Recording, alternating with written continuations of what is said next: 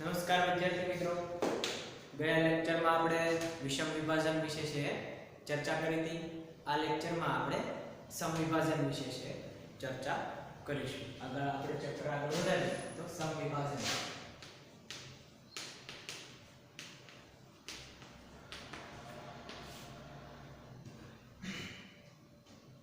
તો સમ વિભાજન એટલે શું?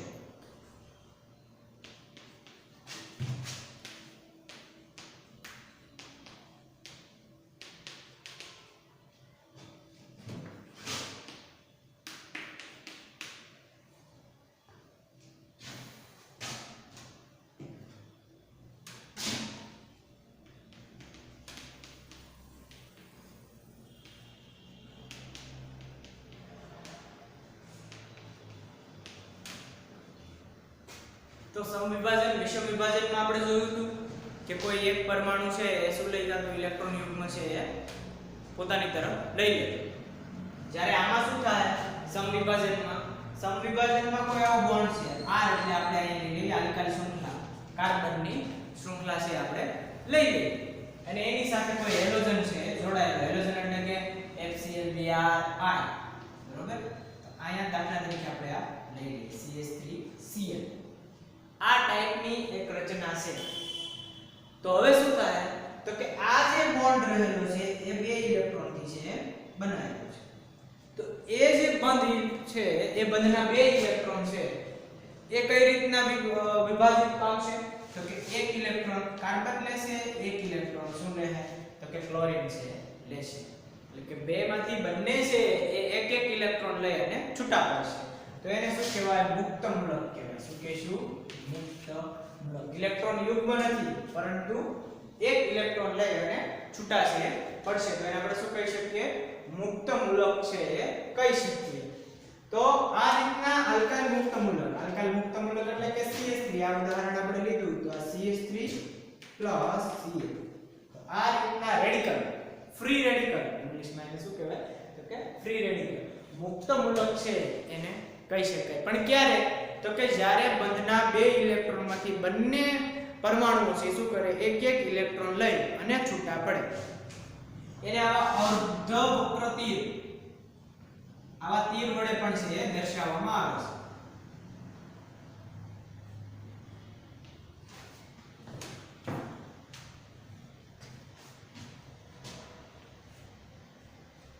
આ તીર વડે છે દર્શાવવામાં આવે. શા માટે? તો એક મેથડ છે અને બંને છે શું કરે છે તો કે બંને જે છે એ પોતાના બંધના જે ઇલેક્ટ્રોન છે બંને સેમ સરખા ભાગે છે વિભાજિત કરે છે. એટલા માટે એને શું કીધું? સમ વિભાજન.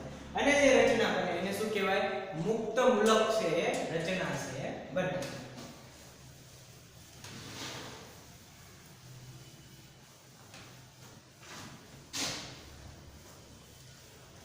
ત્યાર પછી જોઈએ તો કેન્દ્રાનુરાગી પ્રક્રિયા.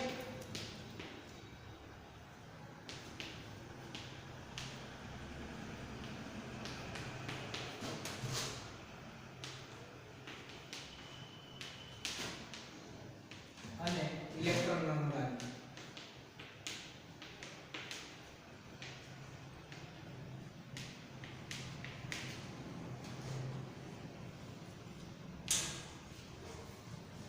કેન્દ્રાનુરાગી પ્રક્રિયા અને ઇલેક્ટ્રોન અનુરાગી પ્રક્રિયા.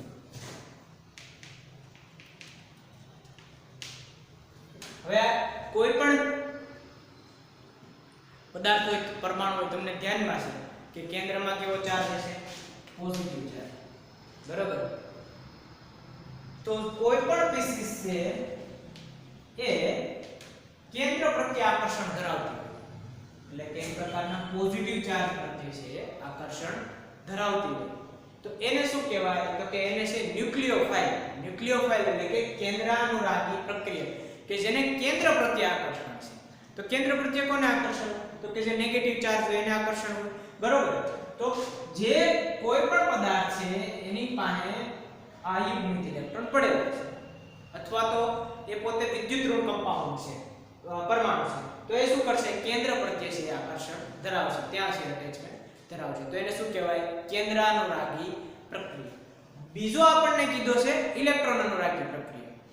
તો જે પરમાણુ ઇલેક્ટ્રોન મેળવે તો એને શું કહેવાય? ઇલેક્ટ્રોન અનુરાગી પ્રક્રિયા. બરોબર.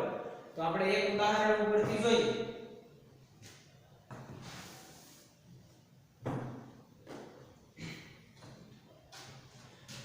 E+ એટલે કે જે કેન્દ્ર પ્રત્યે આકર્ષણ ઇલેક્ટ્રોન પ્રત્યે આકર્ષણ ધરાવતો હોય તો એને શું કહેવાય? તો કે એને જે છે એ ઇલેક્ટ્રોન કેન્દ્ર પ્રત્યે આકર્ષણ ધરાવતો હોય તો ન્યુક્લિયોફાઇલ. ઇલેક્ટ્રોન પ્રત્યે આકર્ષણ ઇલેક્ટ્રોન મેળવતો હોય તો એને શું કહેવાય? તો કે એને છે ઇલેક્ટ્રોન અનુરાગી છે એ આપણે એને કહી શકીએ. આપણે ઉદાહરણ જોઈએ. એક CH3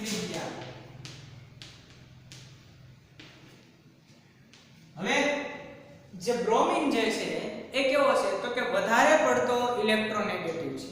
તો આ જે બંધના બે ઇલેક્ટ્રોન છે એને શું કરશે? તો કે પોતાના તરફ આકર્ષી રાખે. બરોબર. તાકાતવર છે આ છે. તમે કોઈ રસાકેશની રમત જોઈ હોય તો એક સાઈડ છે ફિઝિકલી ફિટ લોકો હોય ને એક સાઈડ છે થોડા વીક લોકો હોય. તો જે ફિઝિકલી ફિટ લોકો હોય એમની તરફ છે વધારે પડતો દબાવ ખેંચાણ રહેશે પેલા કરતા. બરોબર. તો એ જે છે પેલા લોકોને શું કરશે? ખેંચી નાખશે. તો એવી રીતના આયન જે છે ઇલેક્ટ્રોન આ પોતે વધારે પડતો વિદ્યુત ઋણ છે. વિદ્યુત ઋણ કંપાઉન્ડ.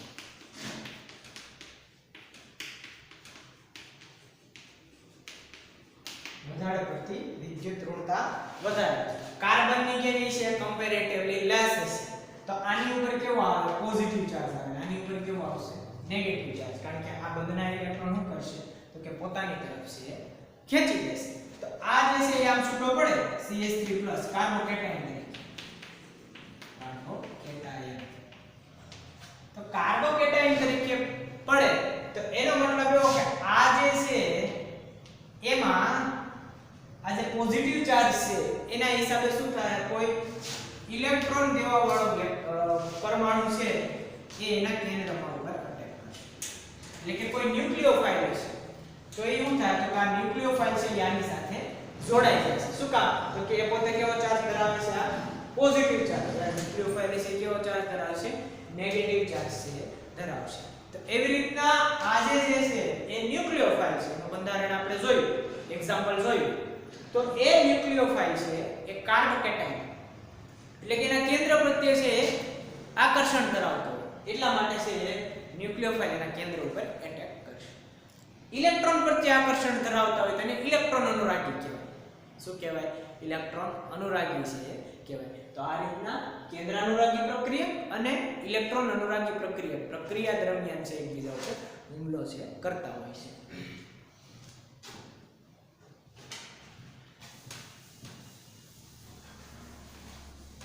ત્યાર પછી જોઈએ આપણે કાર્બનિક પ્રક્રિયામાં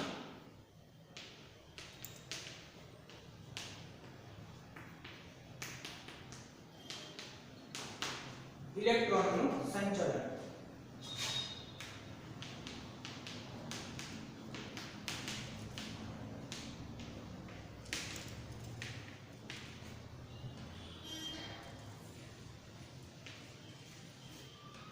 તો કાર્બનિક પ્રક્રિયામાં ઇલેક્ટ્રોનનું સંચલન જોઈએ.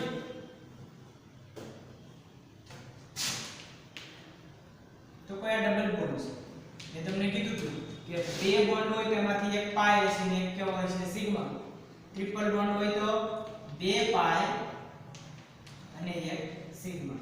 સિંગલ હોય તો તમને ધ્યાનમાં જ છે કે શું હોય છે? સિગ્મા બોન્ડ છે. તો આ રીતની કોઈ રિએક્શન છે આપેલી છે.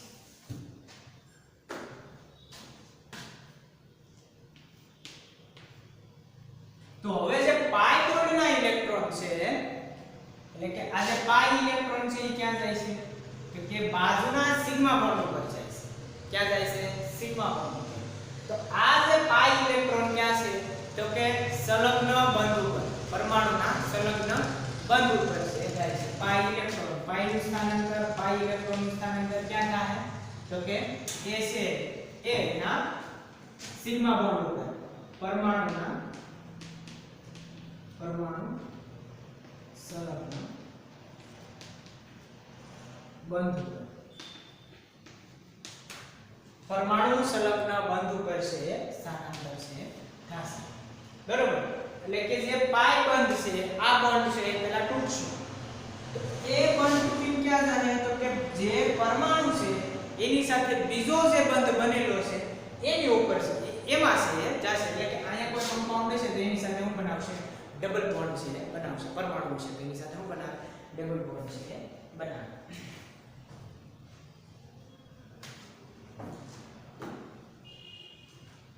હવે આ થઈ ગયું સંલગ્ન બંધ ઉપર, એટલે કે બીજા જે બંધ છે એમાં છે જતો. હવે જોઈએ આપણે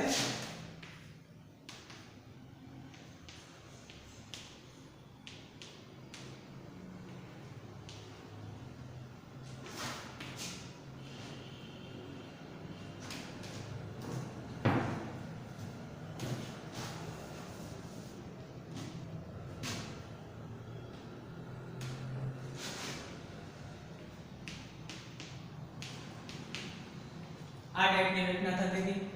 અહીંયા જોઈએ આપણે જે પાઈ ઇલેક્ટ્રોન છે ઈ ક્યાં જાય તો કે જે પરમાણુ છે એના ઉપર છે જશે, એટલે કે જોઈએ આપણે આ જે ઇલેક્ટ્રોન છે અહીંયા આવશે. બરોબર, તો આ રીતની સ્પીસીસ એટલે કે પાઈ બંધ પરથી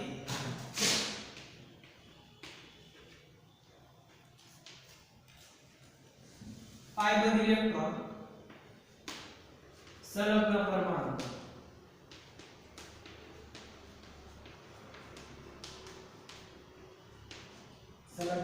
પરમાણુ પર છે જોવા મળે.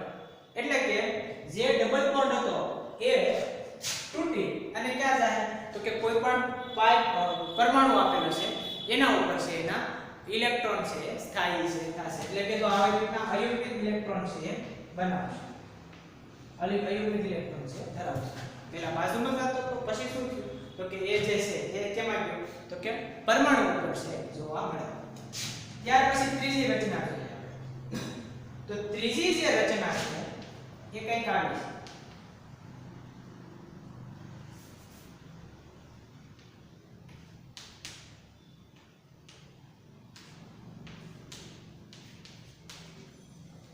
એટલે કે પરમાણુ ઉપરથી હવે પોતે પરમાણુ ધરાવે છે અયુગ્મિત ઇલેક્ટ્રોન એ ક્યાં જાય તો કે બાજુના બંધ ઉપર છે જશે.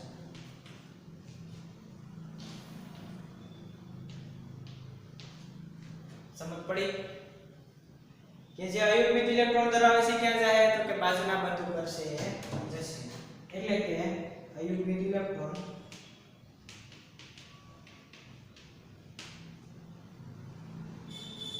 પરમાણુ પરથી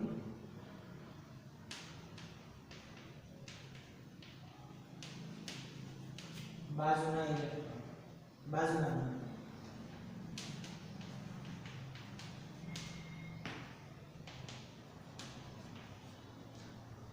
પરમાણુ પરથી ક્યાં જાય તો કે બાજુના બંધ પર છે જશે, એટલે કે કાર્બનિક પ્રક્રિયામાં ઇલેક્ટ્રોનનું સંચલન કંઈક આ પ્રકારે થતું હોય છે અને એનાથી જ છે એ નવા પ્રક્રિયકમાંથી પ્રોડક્ટમાં છે કોઈ પણ તમે નિપજ મેળવો છો તો એ સિમ્પલ એક છે કે ઇલેક્ટ્રોનનું સંચલન છે એ બતાવતું હોય. તો ત્રણ પ્રકાર છે આપણે જોયું કે પાઈ બંધમાંથી ક્યાં જાય તો કે જે પરમાણુ છે એના બીજો જે બંધ બનાવેલો છે અન્ય પરમાણુ સાથે તો એના ઉપર જાય. સમજ પડી? પાઈ બંધમાંથી બીજો જે પરમાણુ બનાવેલો છે એના ઉપર જાય. ત્યાર પછી બીજું એ છે કે જે પાઈ બંધ છે એના ઉપરથી ક્યાં જાય તો કે સંલગ્ન પરમાણુ ઉપર, તો જે પરમાણુ આપેલો છે એના ઉપર જ છે જાશે, એટલે કે પોતે કેવો થઈ જાય અયુગ્મિત ઇલેક્ટ્રોન વાળો થઈ જાય. ત્યાર પછી જ્યારે પરમાણુ પોતે અયુગ્મિત ઇલેક્ટ્રોન ધરાવતો હોય છે, શું ધરાવતો હોય છે? પરમાણુ પોતે અયુગ્મિત ઇલેક્ટ્રોન ધરાવતો હોય તો એ અયુગ્મિત ઇલેક્ટ્રોન છે બાજુના બંધ ઉપર આપે. એવું જરૂરી નથી કે આ બંધ ઉપર જ આપી શકે, કદાચ આ બંધ પર આપીએ. અહીંયા કયો કમ્પાઉન્ડ રહેલો છે આ Y છે, બરોબર?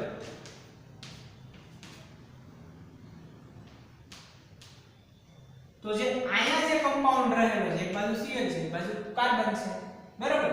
તો આ જે છે એ કયો રહેલો છે અને બાજુમાં ક્યાં રહેલા છે એના આધારિત છે એ એના ઇલેક્ટ્રોન છે એ દાન કરશે. એટલે કે બંને બાજુ કોઈ પણ બાજુ જે પરમાણુ જોડાયેલો છે એ પ્રમાણે છે એનું દાન છે થતું હોય છે. સમજ પડી?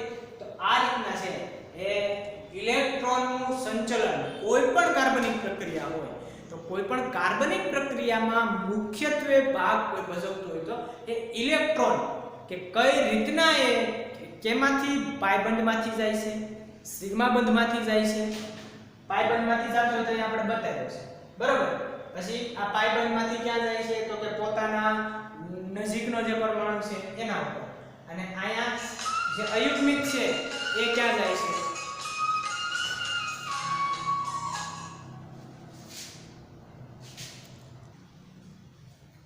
તો રિએક્શન ઉપરથી આપણે જોઈએ તો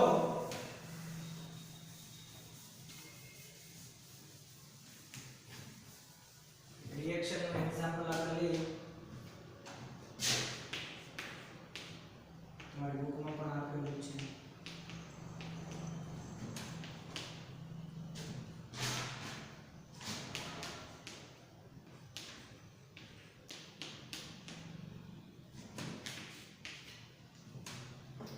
હવે જોઈએ તો કાર્બન અને બ્રોમિન એમાંથી વિદ્યુત ઋણતા કોની વધારે હોય તો કે બ્રોમિનની. તો બ્રોમિનની વિદ્યુત ઋણતા વધારે છે એટલા માટે કે આ જે બધાના ઇલેક્ટ્રોન છે એ શું થાય તો કે આ બ્રોમિન છે પોતે લઈ લે. આમાં બહુ મજબૂત કોણ છે સૌથી વધારે તો કે એ છે બ્રોમિન છે. તો આ જે બંધ આ બધાના ઇલેક્ટ્રોન કોણ લઈ લે તો કે બ્રોમિન. એટલે બ્રોમિન છે એ આપણને આમ મળશે, બરાબર.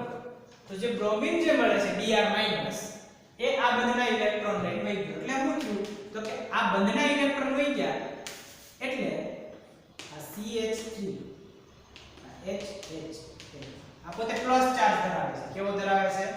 Plus charge. તો હવે આને ઇલેક્ટ્રોનની ગુણક પડી, એટલે કે આને કાર્બનની વેલેન્સી કેટલી હોય 4, તો કે અહીં ફૂલફિલ કેટલી થાય છે તો કે 3. તો હવે શું કરશે તો કે આની વેલેન્સી ફૂલફિલ કરવા માટે જે આના નોન બોન્ડિંગ એટલે કે અયુગ્મિક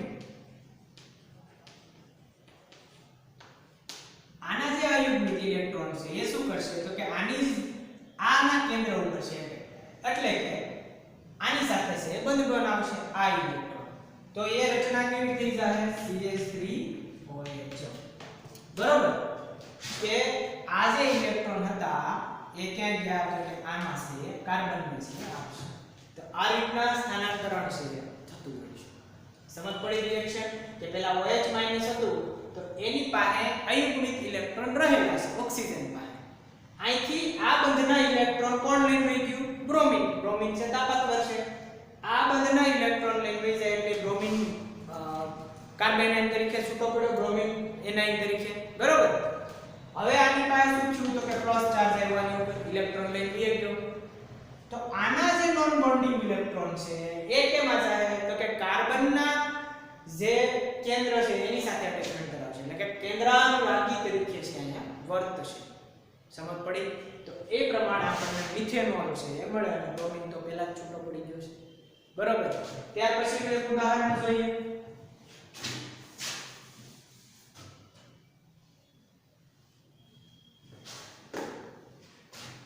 CH3Cl. હવે શું થાય તો કે સમવિભાજનમાં મેં તમને આનું એક્ઝામ્પલ આપ્યું હતું. એક ઇલેક્ટ્રોન આ લઈ લે, એક ઇલેક્ટ્રોન આ લઈ લે, એટલે બે છે આપણને શું મળશે મુક્ત મૂલક છે, બરાબર. આપણને મુક્ત મૂલક છે મળ્યા એટલે કે સમવિભાજન છે. અહીંયા છે સમવિભાજન છે જોવા મળે છે. એટલે કે કાર્બનિક પ્રક્રિયામાં ઇલેક્ટ્રોનનું સંચલન છે કંઈક આ પ્રકારે છે થતું હોય છે. તો આપણે જે કાર્બનિક પ્રક્રિયામાં ઇલેક્ટ્રોનનું સંચલન જોયું એ પહેલા આપણે ઇલેક્ટ્રોન અનુરાગી અને કેન્દ્ર અનુરાગી કોને કહેવાય, બરાબર, એ જોયું. અને આપણે ક્રિયાવિધિ પણ જોઈ કઈ રીતના છે આપણે પેલું છે ઇલેક્ટ્રોન સંચલન છે થતું હોય. તો આજના લેક્ચરમાં આપણે અહીં સુધી રાખીએ છીએ. નેક્સ્ટ લેક્ચરમાં છે આપણે એની અસરો વિશે છે, પ્રેરક અસર, સંસ્પંદન બંધારણ વિશે છે ચર્ચા